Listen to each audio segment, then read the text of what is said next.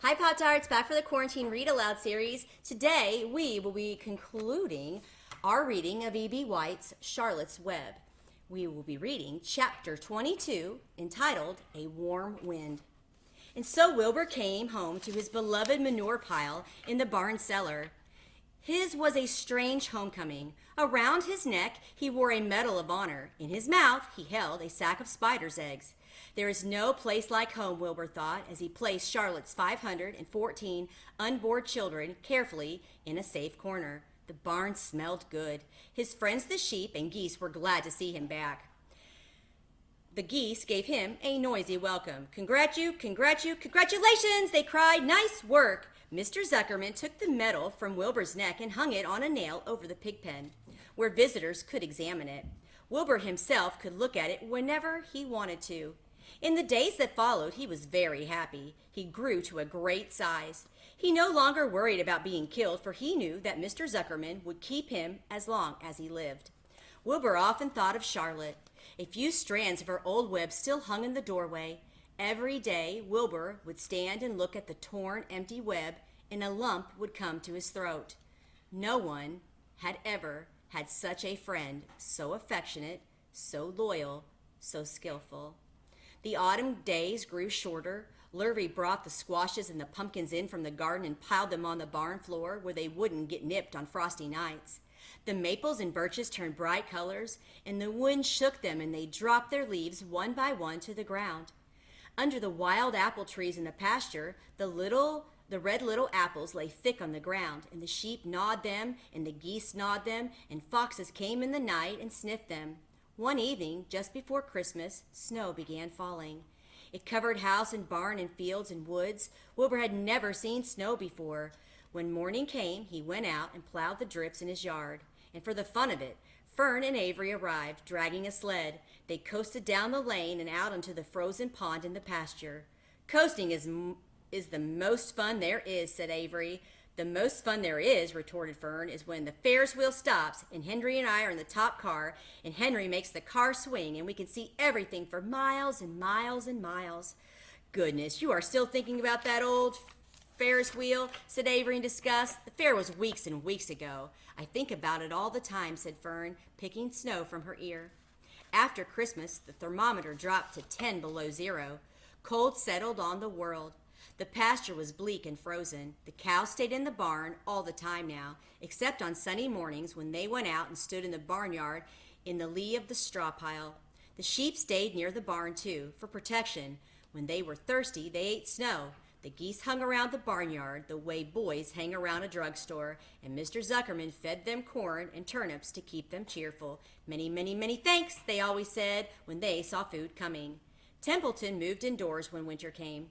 His ratty home under the pig trough was too chilly, so he fixed himself a cozy nest in the barn behind the grain bins. He lined it with bits of dirty newspaper and rags, and whenever he found a trinket or a keepsake, he carried it home and stored it there. He continued to visit Wilbur 3 times a day, exactly at mealtime, and Wilbur kept the promise he had made. Wilbur let the rat eat first. Then, when Templeton wouldn't hold another mouthful, Wilbur would eat. As a result of overeating, Templeton grew bigger and fatter than any rat you ever saw. He was gigantic. He was as big as a young woodchuck.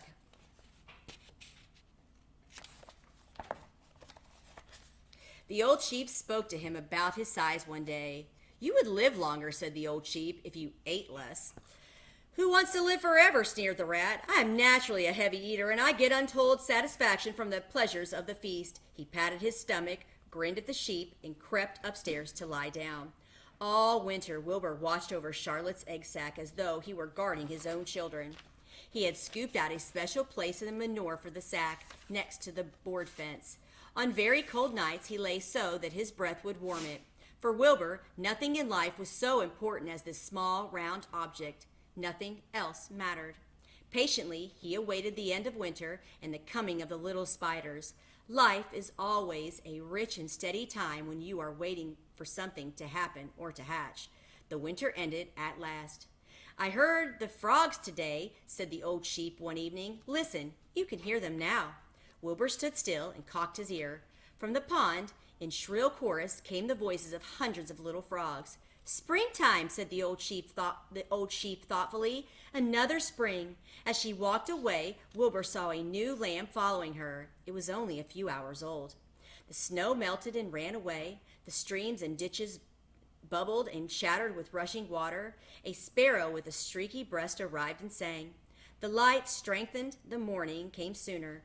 Almost every morning there was another new lamb in the sheepfold. The goose was sitting on 9 eggs. The sky seemed wider and a warm wind blew. The last remaining strands of Charlotte's old web floated away and vanished.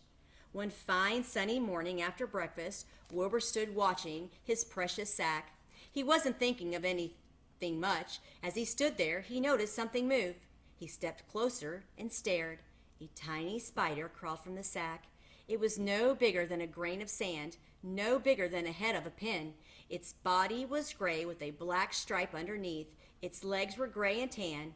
It looked just like Charlotte. Wilbur trembled all over when he saw it. The little spider waved at him. Then Wilbur looked more closely. 2 more little spiders crawled out and waved. They climbed round and round on the sack, exploring their new world. Then 3 more little spiders. Then 8. Then 10. Charlotte's children were here at last. Wilbur's heart pounded. He began to squeal. Then he raced in circles, kicking manure in the air. Then he turned a backflip. Then he planted his front feet and came to a stop in front of Charlotte's children. "Hello there," he said. The first spider said hello, but his voice was so small, Wilbur couldn't hear it. "I am an old friend of your mother's," said Wilbur. "I'm glad to see you. Are you all right? Is everything all right?" The little spiders waved their forelegs at him. Wilbur could see by the way they acted that they were glad to see him.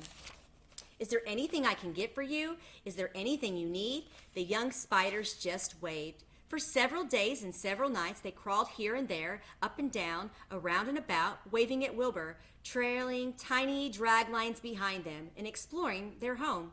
There were dozens and dozens of them. Wilbur couldn't count them, but he knew that he had a great many new friends. They grew quite rapidly. Soon, each was as big as a BB shot. They made tiny webs near their sack.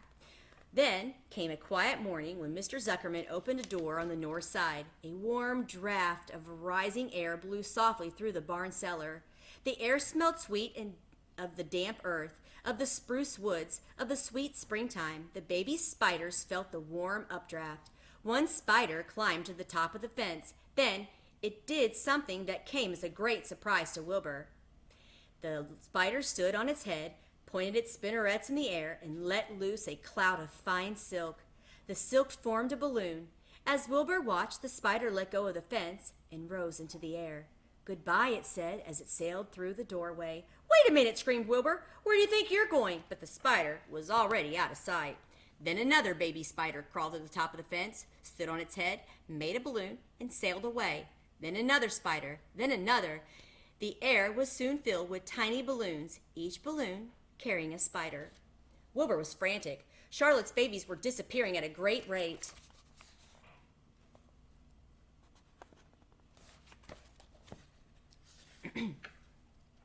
"Come back, children," he cried. "Goodbye," they called. "Goodbye, goodbye." At last, one little spider took time enough to stop and talk to Wilbur before making its balloon. "We're leaving here on the warm updraft. This is our moment for setting forth.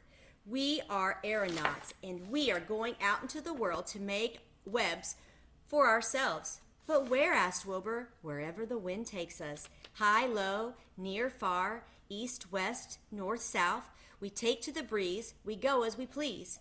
"Are all of you going?" asked Wilbur. "You can't all go. I would be left alone with no friends. Your mother wouldn't want that to happen, I'm sure." The air was now so full of balloonists that the barn cellar looked almost as though a mist had gathered. Balloons by the dozen were rising, circling and drifting away through the door, sailing off on the gentle wind. Cries of "Goodbye, goodbye, goodbye" came weakly to Wilbur's ears. He couldn't bear to watch any more. In sorrow, he sank to the ground and closed his eyes. This seemed like the end of the world, to be deserted by Charlotte's children. Wilbur cried himself to sleep. When he woke, it was late afternoon. He looked at the egg sack. It was empty. He looked into the air. The balloonists were gone. Then he walked drearily to the doorway, where Charlotte's web used to be. He was standing there, thinking of her, when he heard a small voice. "Salutations," it said. "I'm up here." "So am I," said another tiny voice. "So am I," said a third voice. "3 of us are staying. We like this place, and we like you." Wilbur looked up at the top of the doorway. 3 small webs were being constructed. On each web, working busily, was one of Charlotte's daughters. "Can I take this to mean," asked Wilbur, "that you have definitely decided to live here in the barn cellar and that I'm going to have 3 friends?" "You can indeed," said the spiders. "What are your names, please?" asked Wilbur, trembling with joy. "I'll tell you my name," replied the first little spider, "if you tell me why you are trembling." "I'm trembling with joy," said Wilbur. "Then my name is Joy," said the first spider. "What was my mother's middle initial?" asked the second spider. "A," said Wilbur. "Then my name is Arania," said the spider. "How about me?" asked the third spider. "Will you just pick out a nice, sensible name for me? Something not too long, not too fancy, and not too dumb?" Wilbur thought hard. "Nellie?" he suggested. "Fine, I like that very much," said the third spider. "You may call me Nellie." She daintily fastened her orb line to the next spoke of the web. Wilbur's heart brimmed with happiness. He felt that he could make a short speech on this very important occasion. "Joy, Arania, Nellie," he began, "welcome to the barn cellar. You have chosen a hollow doorway from which to string your webs. I think it is only fair to tell you that I was devoted to your mother.